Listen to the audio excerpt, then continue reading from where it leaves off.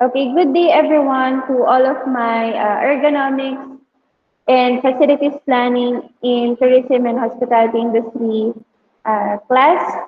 So I have here additional input for the figures that you're going to study for the measurements of the receiving areas, the space of the storage equipment inside your establishment, and the data used in preparation for food service planning and programming.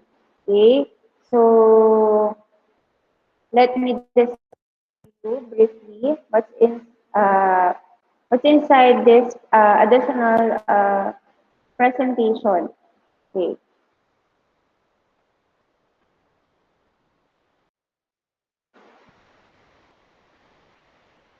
okay, for a while.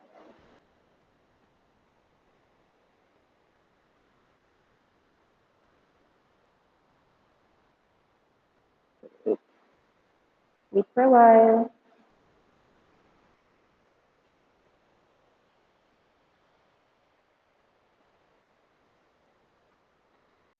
That's from the slide, from slide 47 to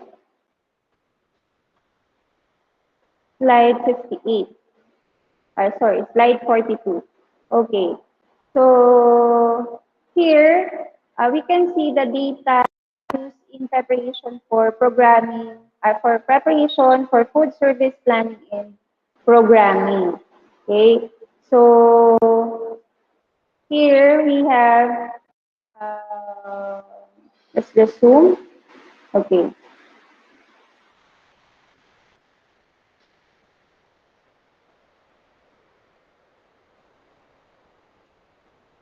Okay. Okay. So here, if you are going to have your project, for example, you're going to have a food service facility. So what type of facility that your dining room should have this the following, no? So you have this in terms of personnel, okay? So how many person are we going to deploy for breakfast, lunch, and dinner? And then the same with the bar, serving hours, the seat and over, and then the required seat. And for private dining, you need to have your capacity required or the number of packs for banquet, room 1 and room 2, if you are going to have that. For the primary cookery as well. And then for the deliveries per week, what is the schedule for the grocery, the meat, the produce, dairy, and then big products. If you are going to have big products, what are the list? Okay. And then the bake premise, are you going to bake on premise or where did you bake? Where are you going to bake those bake products? Okay. We will also include that. And then forms of service. Here is a different form of service. And then menu. What are your menus? No? Attach copies, continue on. Okay. If you have lots of menus, you can have it here and then the cookit techniques and then equipment required. And then existing equipment, no? Inventory will also need to have this. So this is a guide for your food service planning and how you're going to program the operation. So at least you need to have this if you're going to have a restaurant for your feasibility study. And then this is the space required for receiving. So this is the measurement, okay, for the fast food. So you need to have at least 40 to 60 square meters. And then you need to have one truck. Then as well as for small, so under 75 seats, 60 to 80 square meters. So you need to have also one truck. And then small institution, 80 to 100, you need to have one truck. Okay. So 80 to 100 square feet if you have 300 to 1,000 meals per day. And for large restaurant, 150 to 400 seats. Now, medium institutions, 1,000 to 2,000 per day. You need to have 120 to 150 per meters. And then you need to have two trucks. Okay? And then, for the large institution, which is 2,000 meals per day, so you need to have 150 to 175 square meters and then two trucks. And for large hotels, restaurant or institution, you need to have 175 to 200 square meters and then you need to have three trucks. Okay? Okay. Next is the support spaces for receiving dock area. Okay. So if you have number of seats, 50 for fast food. Okay, for the office, it's not included here. Okay, so let's have for the 100 to 175, so you need to have 7.43 square feet. Okay, and then for the wash down and the garbage square, so these are the measurements. So this will be your reference for the sports spaces for receiving dock area. Okay, and then dry storage. Okay. So for the dry storage, for the fast food, we need to have 500 to 125 square meters. Okay. Small restaurants, 100 to 150 square meters. 100 to 150 square feet or 9.30 to 13.95 square meters, rather. And then medium restaurant or small institution, you need to have 200 to 300 square feet or 18.60 square meters, 27.90 square meters. Okay, so as for large restaurants, has a measurement here. Large institution, a simple menu, 93 to 232.50 square meters. And then as well as for large hotel and restaurants, the 279 square. So this is for the dry storage space requirement. Okay, for the space required for paper and cleaning supply storage, for the fast food, okay, you can have 5.58 to 9.3 square meters. Small restaurant, 6.98 to 11.16 square meters. And restaurant, small institution, 11.16 to 16.28 square meters. Then for large restaurant or medium institution, 16.28 to 23.25 square meters. For large institution with simple menu, 23.25 to 27.90 square meters. And then for large hotel, restaurant, or institution, 27.90 square meters. So this is again for space requirements or the space requirements for paper and cleaning supply storage. And then for the calculating volume required for refrigerated and frozen storage, so these are the measurements, these are the food items, the pack, then the volume per cubic feet, the quantity, and the total volume cubic feet or cubic meters. The measurement. Okay, kindly study this. And then for the walk-in freezer size in determined by volume calculations, so total number of cubic feet of storage per linear foot of walk-in freezer is 6 feet by height times 2 feet shelves by 2, so 1 on each side, is equal to 24 cubic meter or cubic feet per linear foot. Okay, so these are the measurements and the computations. So again, this will be your basis for walk-in freezer size. And you will going to have your walk-in freezer in your feasibility study if you will have a restaurant. Okay, so walk-in restaurants. Okay, so this is the type of food walk-in requirements. So this is the type of food operation, then the walk-ins, then the square feet or square meters. Okay. And then for the relationship storage, the relationship between storage, pre-prep, final prep, and service. Okay, so first, of course, you need to have your storage, the pre-preparation area, the final preparation, and then the service. So you need to allocate area for this relationship or this process, no? Starting from storage up to the service. And preparation area for small restaurants. Okay, so this is an example. You can base from this. Okay, you have this convection oven, place, tilting skillets, steam jacketed kettles, working tables, the mixers, food chopper, and the sink. So you can base your study here.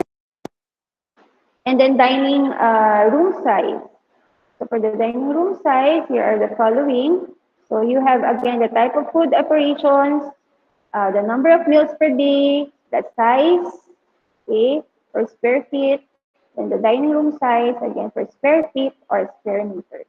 So this varies according to the type of food operation. And then for the bakery size guidelines, you have this number of seats in the facility.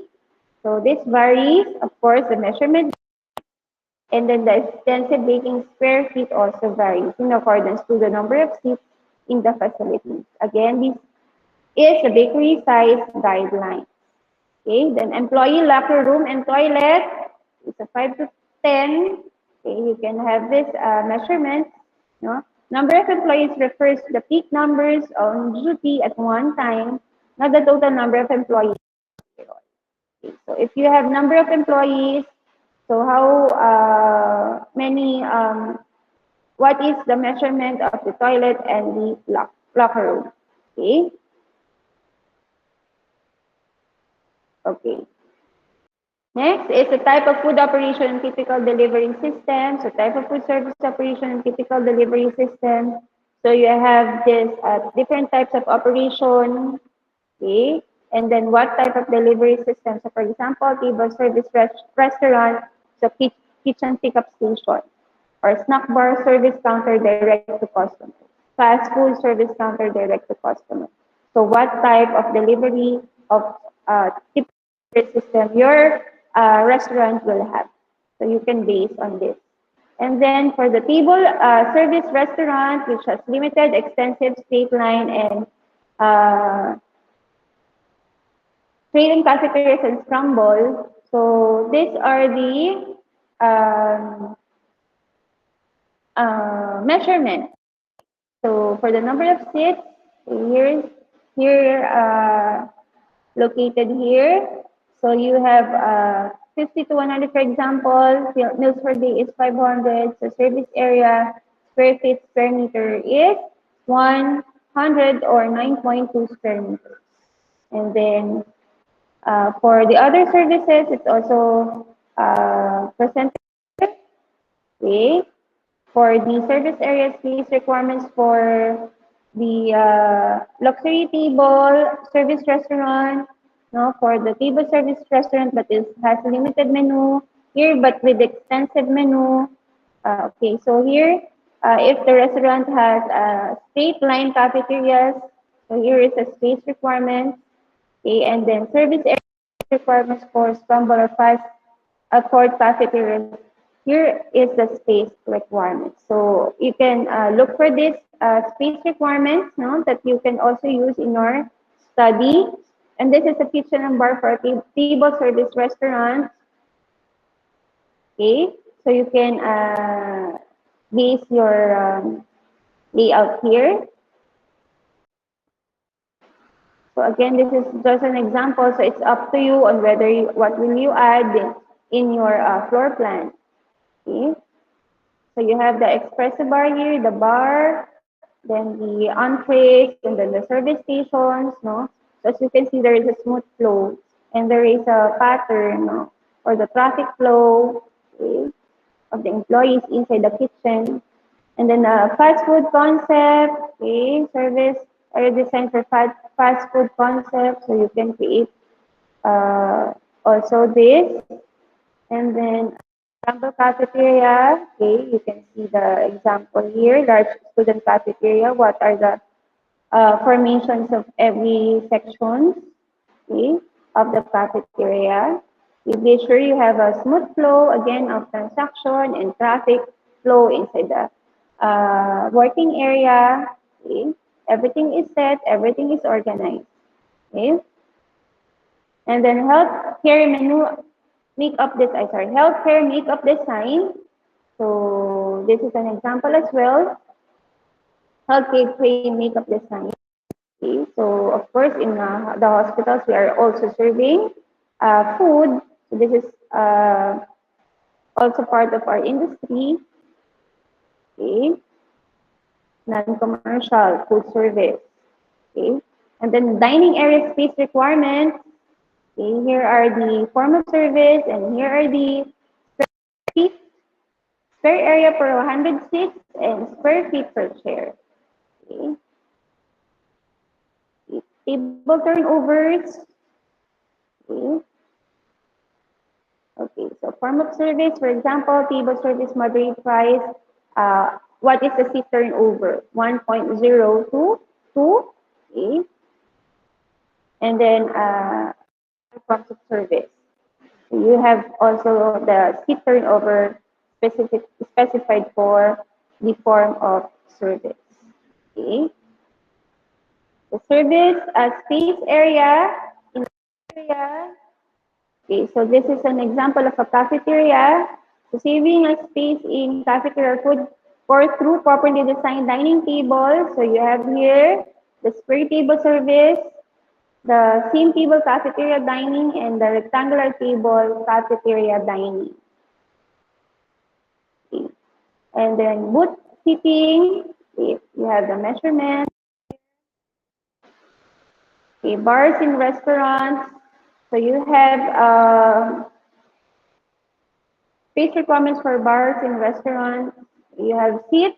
How many square seats do you need?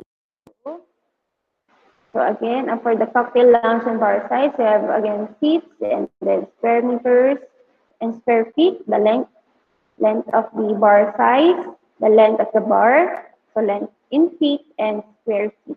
So these are the measurements. So this differs according to the seating capacity. Okay, so standard of 10 square feet per seat is used for this. You can also base your presentation or your study here. No, when you are going to have your bars or you are going to create bars for your feasibility study. Okay, for the warewashing area, so yeah, type of dish system, so single tank dishwasher, dishes per hour, 1.5. So you need to have 250 square feet or 23.3 meters. And it depends upon the type of dish system.